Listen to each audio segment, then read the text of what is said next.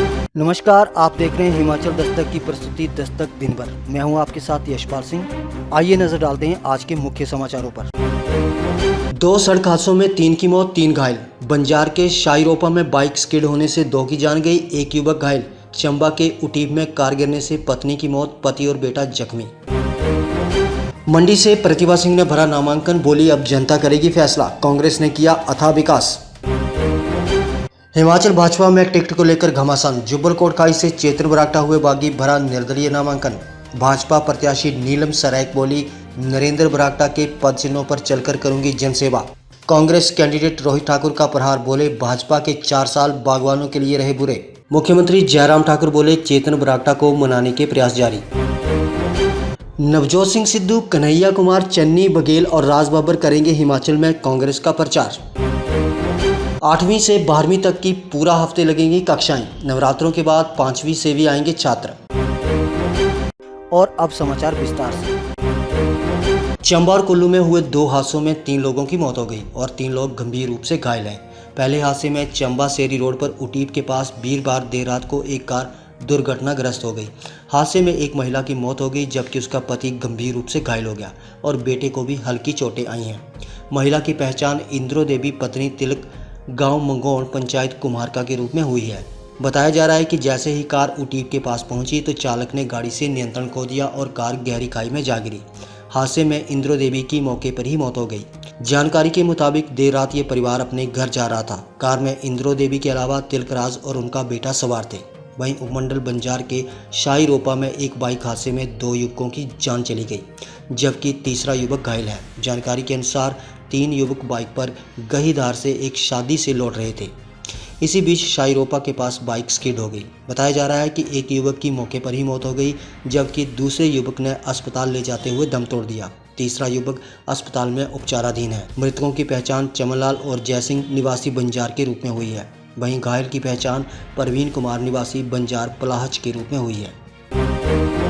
मंडी संसदीय क्षेत्र से नामांकन भरने के बाद प्रतिभा सिंह ने कहा कि पहली बार उन्हें स्वर्गीय वीरभद्र सिंह की कमी महसूस हो रही है। उन्होंने कहा कि प्रदेश के सभी वरिष्ठ नेताओं ने मंडी संसदीय क्षेत्र से स्वर्गीय राजा वीरभद्र सिंह परिवार से मेरा नाम उपचुनावों के लिए हाईकमान को भेजा था, जिन्होंने वीरभद्र सिंह पर भरोसा जाहिर करते हुए मुझे मंडी क्षेत्र से चुनाव लड़ने का मौका दिया, जिसके लिए वह शीर्ष नेतृत्व का आभार व्यक्त करती हैं।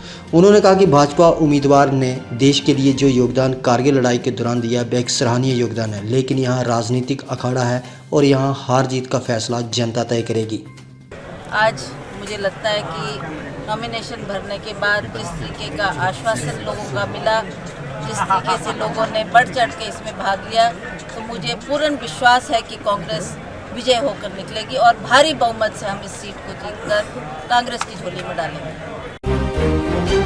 भाजपा ने टिकट क्या बांटी, तीनों ही विधानसभा क्षेत्रों में भाजपा बंट गई। टिकट न मिलने से नाराज जुब्बल कोटखाई से चेतन बरागटा ने चुनावी ताल ठोंक दी है। चेतन ने निर्दलीय उम्मीदवार के रूप में नामांकन भरा। शिमला की जुब्बल कोटखाई से टिकट की उम्मीद लगाए बैठे स्वर्गीय नरेंद्र बरागटा के पुत्र चेतन बरागटा का टिकट जैसे ही कटा, जुब्बल कोटखाई भाजपा में घमासान मच गया। मचता भी क्यों नहीं, चेतन बरागटा ने नामांकन पत्र तक दाखिल करने का पूरा इंतजाम कर लिया था, यहाँ तक कि शामियाना तक लगा लिया था, लेकिन उनकी दुर्विरोधी रही नीलम को टिकट मिल गई। फिर बगावत तो होनी ही थी। अब चेतन बरागटा ने आज़ाद उम्मीदवार के रूप में चुनाव लड़ने का फैसला कर लिया है। शिमला में पहले से ही कमज़ोर रही भाजपा के लिए ये बड़ा झटका हो सकता है। चेतन बरागटा ने कहा कि परिवारवाद के नाम पर उनका टिकट काटा गया है। भारतीय जनता पार्टी के लिए तो मेरा यही संदेश है। मैं तो भारतीय जनता पार्टी का, मैं तो अभी भी अपने आप को कार्यकर्ता मानता हूँ। देखिए, इसके बाद मुझे पता है एक्सपल्शन होनी है, पर मैं हमेशा, कमल का फूल तो हमेशा दिल में रहेगा। They will throw me out of the party but they can not throw Kamal out of my heart. हमेशा भारतीय जनता पार्टी का कार्यकर्ता रहूँगा, उसमें कोई दो राय नहीं है। मैं तो सिर्फ इतना भी निवेदन माननीय मुख्यमंत्री जी से और पूरे संगठन से करता हूँ, टिकट को रिकंसिडर कीजिए। वहीं भाजपा से टिकट मिलने पर गदगद नीलम सरायक ने कहा कि टिकट मिलने से पार्टी नेतृत्व का बहुत बहुत धन्यवाद। वे नरेंद्र बरागटा के पद चिन्हों पर चलते हुए जुब्बल कोटखाई की जनता की सेवा करती रहेंगी। भाजपा से टिकट मिलने पर नीलम ने पार्टी नेतृत्व का धन्यवाद किया है। उन्होंने कहा कि वे नरेंद्र बरागटा के पद चिन्हों पर चलते हुए जुब्बल कोटखाई की जनता की सेवा करती रहेंगी। उन्होंने कहा कि दुनिया की सबसे बड़ी पार्टी भाजपा ने एक आम कार्यकर्ता को जुब्बल कोटखाई क्षेत्र से पहली बार महिला के रूप में उम्मीदवार बनाकर चुनाव लड़ने का मौका दिया है। बस से बागवानों की आवाज़ उठाती रहेंगी। इसके बाद मुख्यमंत्री ने भी नीलम के समर्थन में जनसभा को संबोधित किया। जाती मैंने आपको बोला ना, भारतीय जनता पार्टी एक परिवार है और हम सब एक परिवार के सदस्य हैं। हम सब मिलजुल कर एकजुट होकर इस चुनाव को जीतकर और अपने सरकार की झोली में डालेंगे। जिन्होंने महिला को एक इतना बड़ा एज दिया, और ये आधी जीत तो मेरी इसी से हो जाती है कि एक महिला टिकटार्थी को टिकट मिल।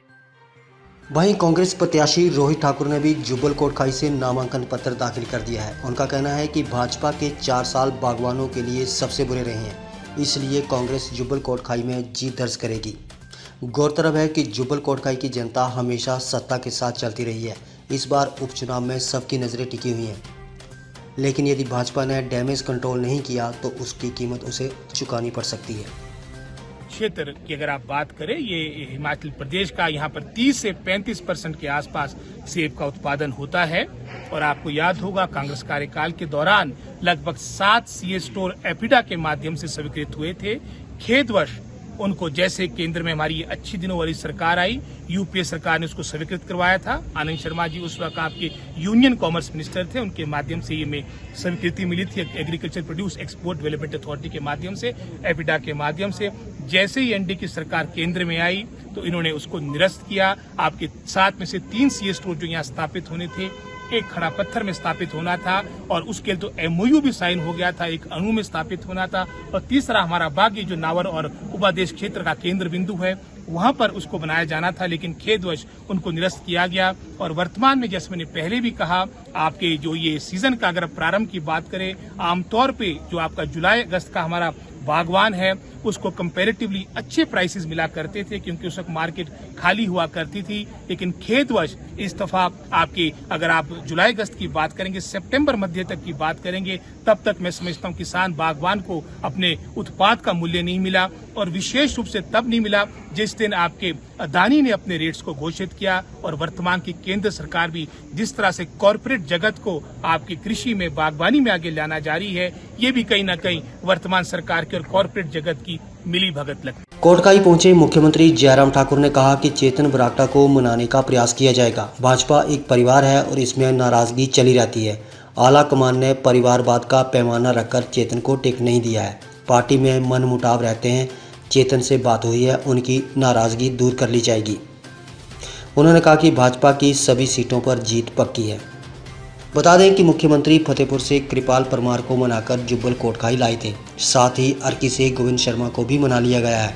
अब चेतन बरागटा ने भले ही नामांकन दाखिल कर दिया हो, लेकिन उनके भाजपा के प्रति मोह को देखते हुए जल्द ही उनके मान जाने की उम्मीद की जा रही है।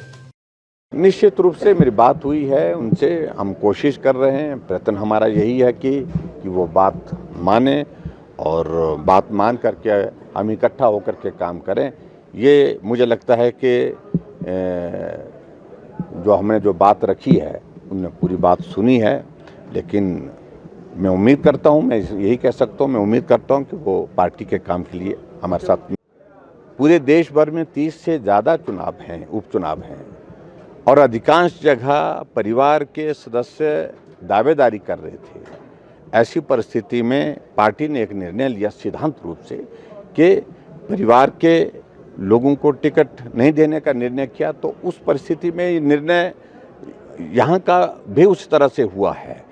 लेकिन मैं पूरा भरोसा रखता हूँ चेतन बरागटा जी हमारे साथ आएंगे, पार्टी के साथी हैं। उनका परिवार का एक बहुत बड़ा कंट्रीब्यूशन पार्टी के लिए रहा है, उनके पिताजी का योगदान रहा है। उम्मीद करता हूँ कि वो हमारे साथ में मिलकर के काम करें। कांग्रेस पार्टी के स्टार प्रचारकों की सूची में कन्हैया कुमार, नवजोत सिंह सिद्धू, भूपेश बघेल, चरणजीत सिंह चन्नी और राज बब्बर जैसे नाम शामिल हैं। इन लोगों को कांग्रेस हिमाचल की सियासत को गरमाने के लिए फील्ड में उतारेगी। हालांकि सिद्धू पहले भी एक बार हिमाचल आ चुके हैं, मगर तब वह भाजपा के स्टार प्रचारक थे और इस बार वे कांग्रेस के प्रत्याशियों के लिए यहां प्रचारक होंगे। इनके साथ कन्हैया कुमार पहली बार हिमाचल में सियासत को गरमाएंगे, जो हाल ही में कांग्रेस पार्टी में शामिल हुए हैं। शुक्रवार को कांग्रेस हाईकमान की ओर से 20 स्टार प्रचारकों की सूची जारी की गई। इसमें हिमाचल के नेताओं को पूरा अधिमान दिया गया है और बड़ी जिम्मेदारी उन पर सौंपी गई है।